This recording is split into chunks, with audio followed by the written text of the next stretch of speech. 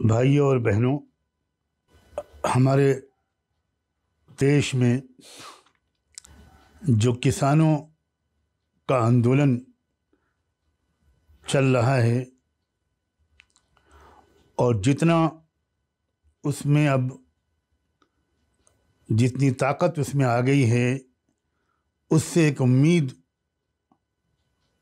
ملک میں جاگی ہے کہ شاید یہ آندولن ملک کی دشا کو ٹھیک کرنے میں سفل ہو جائے۔ ہمارا یہ ملک ایگریکلچر بیسڈ، دراصل یہاں کی اکنامی ہے، یہاں کی معیشت کا ابھی بھی بہت بڑی حد تک دار و مدار وہ کھیتی اور زراعت پر ہے، اور ہمارے ملک کے چھوٹے اور بڑے کسان سخت محنت کر کے وہ غلہ اگاتے ہیں جو ہم سب کھاتے ہیں۔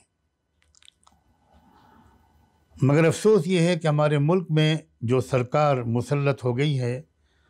دھوکے اور جھوٹ کے بل پر، دھوکے اور جھوٹ کی طاقت پر،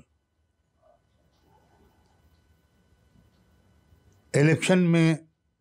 ای وی ایم کے ذریعے دھوکہ دے کر اور مختلف اور طریقوں سے نان ایشوز کو ایشوز بنا کر دیش واسیوں کی توجہ کو اصل جو سمسیائیں، جو مسائل ہمارے ملک میں ہیں، ان کی طرف سے توجہ ہٹا کر، یعنی مختلف قسم کے طریقے اپنا کر جو ہم پر مسلط ہو گئی ہے، اس سے چھٹکارا پانا اب بہت ضروری ہو گیا ہے۔ اور میرے خیال میں کسانوں کا یہ آندولن اس سلسلے میں ایک بہت ہی لیڈنگ رول ثابت ہو سکتا ہے۔ تو اس لیے میں اس وقت سارے ملک کے باشندوں سے، خاص طور پر پچھمی اتر پردیش اور دلی اور اس کے آس پاس رہنے والوں سے یہ درخواست کرنے کے لیے حاضر ہوا ہوں کہ آپ ہر ممکن طریقے پر اس آندولن کا ساتھ دیں، اس کا خیال رکھیں کہ آندولن یہ پیسفل رہے، شانتی کے ساتھ یہ پروٹیسٹ جاری رہے، قدم اکھڑنے نہ پائیں، اور تب تک یہ احتجاج جاری رہے تب تک اس کی ساری مانگیں پوری نہ کر دی جائیں، اور وہ تینوں قانون جو دراصل کالے قانون ہیں ان کو ریپیل کرنے کا اعلان سرکار نہ کر دے۔ میں سلام بھیجتا ہوں کہ اس سخت سردی کے موسم میں لوگ بہت کٹھنائیاں جھیل کر اور پولیس کی طرف سے آنسو گیس، ٹیئر گیس اور پانی کی موٹی موٹی دھاریں اور نہ جانے اور کس قسم کے ظلم سہ کر بھی لوگ ڈٹے اور جمے ہوئے ہیں۔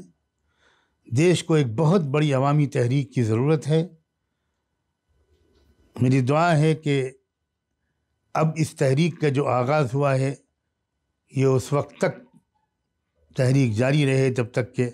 تمام مظلوموں کو انصاف ملنا شروع ہو جائے۔ جو لوگ اس میں شریک ہیں قابل مبارکباد ہیں، اور جو